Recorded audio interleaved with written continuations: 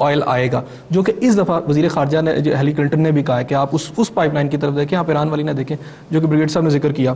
تو ایک یہ بات کی جا رہی ہے کہ جو امریکن کا یہاں انٹرسٹ تھا بیسیکلی ٹیرورزم نہیں تھا، یہ شاید یہ جو آئل لانا تھا انہوں نے، اور بلوچستان کی خاص اہمیت، یہاں پہ پریزنس ان کی موجودگی چاہیے تھی انہیں 8-10 سال تاکہ اس طرح کے حالات پیدا ہوں. اور دوسری اہم بات یہ ہے کہ اس وقت بھی وہ جائیں گے نہیں، 2014 کے بعد بھی جس طرح کا وہ ہمیں ایجنڈا انہیں نظر آ رہا ہے کہ انہوں نے ایسے ٹارگیٹ رکھے ہیں کہ آپ ایک ٹارگیٹ اچیو کرتے ہیں تو وہ دوسرے کے پیچھے، دوسرا کرتے ہیں تو پھر تیسرے کے پیچھے شروع ہو جاتے ہیں. جیسے کراچی میں انہوں نے بات کی کہ 10,000 جو افغانی ہیں وہ جا کے وہاں کو بنکر بنا کے بیٹھے ہیں، اس طرح کی باتیں بھی میڈیا میں آ رہی ہیں. تو آپ کی بات صحیح، خاص طور پر بریگیڈ صاحب نے جو بات چائنیز پریزنس کی بلوچستان میں کہی، دس از the most vital.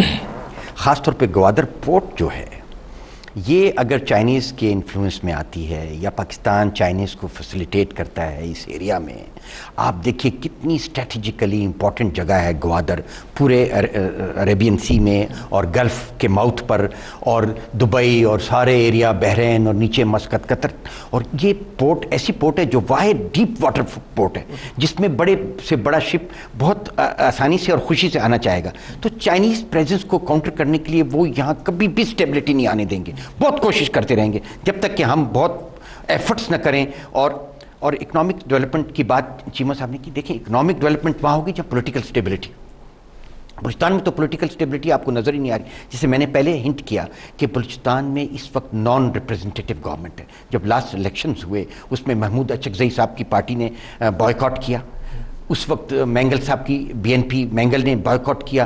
Baloch area کی سب سے پاپولر پارٹی اور پشتون ایریا کی سب سے پاپولر پارٹی محمود اچکزئی صاحب کی، دونوں نے بائیکاٹ، ان کے بغیر جو ریپریزنٹیشن ہوئی وہ نمبر 1. نمبر 2 پھر جو الیکٹڈ ریپریزنٹیٹیو بھی بنے، آپ دیکھیں ایک بڑا ایک سگنیفیکنٹ پوائنٹ ہے، وہ مسلم لیگ کے بنے، خواہ وہ کیو کے تھے یا این کے تھے، لیکن ان کی سوچ دیکھیں رائٹ سوچ والے لوگ بنے. لیکن گورنمنٹ کن کی ہے؟ گورنمنٹ پیپلز پارٹی کی ہے. میجورٹی میں کیو لیگ کے ممبر وہاں تھے.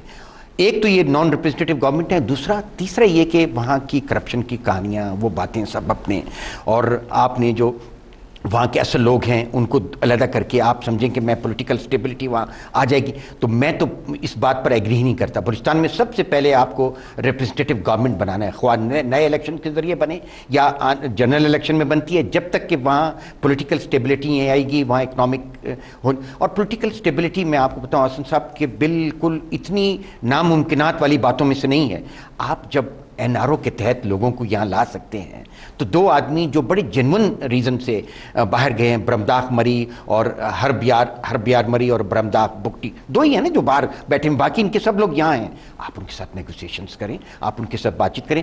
عطا اللہ مینگل جو بہت ایلڈرلی پولیٹیشین ہے، آپ اس کے ساتھ نیگوشیٹ کریں، وہ ٹرو ریپریزنٹیٹیو ہے. آپ اس کا بچہ اختر مینگل جو چیف منسٹر ہے اس کے ساتھ بلکہ آپ آربیٹریشن کریں، وہاں ایک جرگہ بنائیں اور پولیٹیکلی اس مسئلے کو حل کرنے کی کوشش کریں. آپ دیکھیں گے کہ وہ فورسز خود بخود نیوٹرلائز ہونا شروع ہو جائیں گی جو اس سے فائدہ اٹھانا چاہتی ہیں. لیکن اگر آپ نے اس پولیٹیکل سولوشن کی طرف دھیان نہ دیا، آپ لاکھ باتیں کرتے رہیں کہ ہم لائن گیس کی لے آئیں گے، ہم پیٹرول کی لائن لے آئیں گے، یا ہم گوادر کو ڈیولپ کر لیں گے، یا اور وہ بہت پاسبل نہیں ہے. اچھا ایک یہاں ایڈ کروں، کل صاحب نے بڑی ایک امپورٹنٹ بات کی ہے.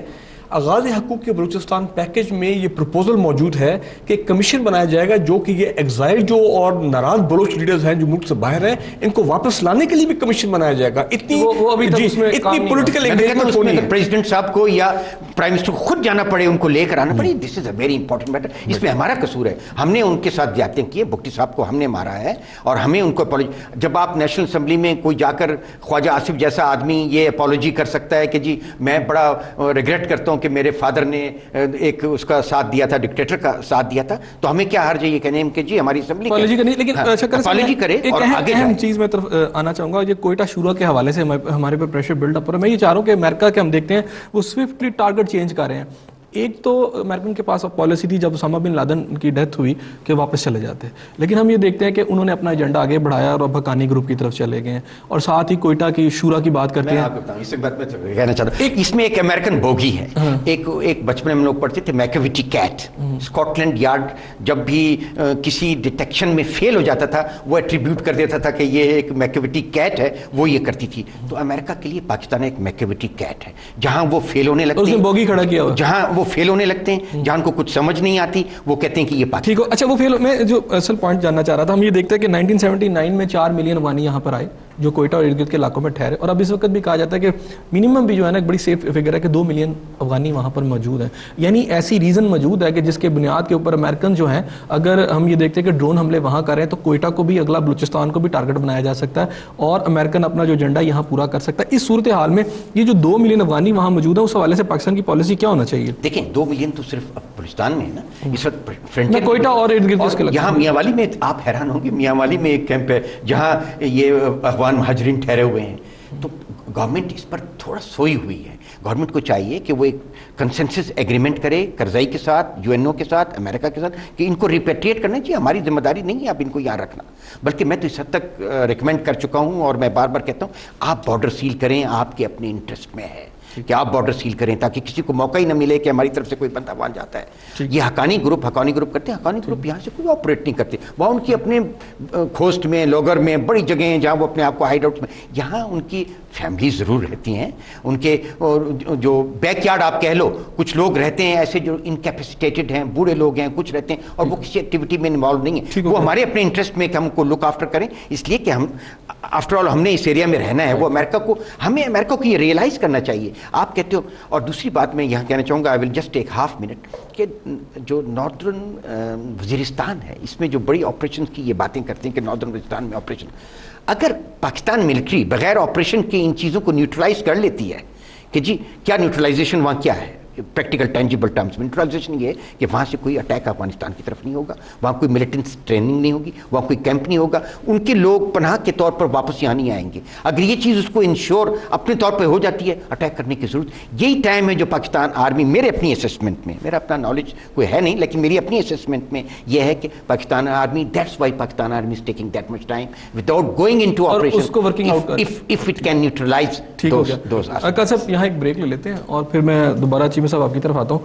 ناظرین وقت ہوا ہے پھر ایک چھوٹے سے بریک کا, ملتے ہیں آپ کے ساتھ بریک کے بعد. لیکن بڑی اہم بات جو اس بریک میں کرنل صاحب نے کہی, کرنل جاوید ظہور صاحب کا کہنا یہ ہے کہ ایک تو ٹرو ریپرزینٹیٹیو گورنمنٹ بڑی ضرورت ہے بلوچستان کی کہ وہ ہو. اس کے ساتھ ساتھ بریگیڈیئر فاروق حمید صاحب نے یہ بات کی کہ چائنیز فیکٹر بڑا امپورٹنٹ ہے, چائنیز انفلوئنس ختم کرنے کے لیے امریکنز یہ سارا کچھ یہاں بلوچستان میں کر رہے ہیں.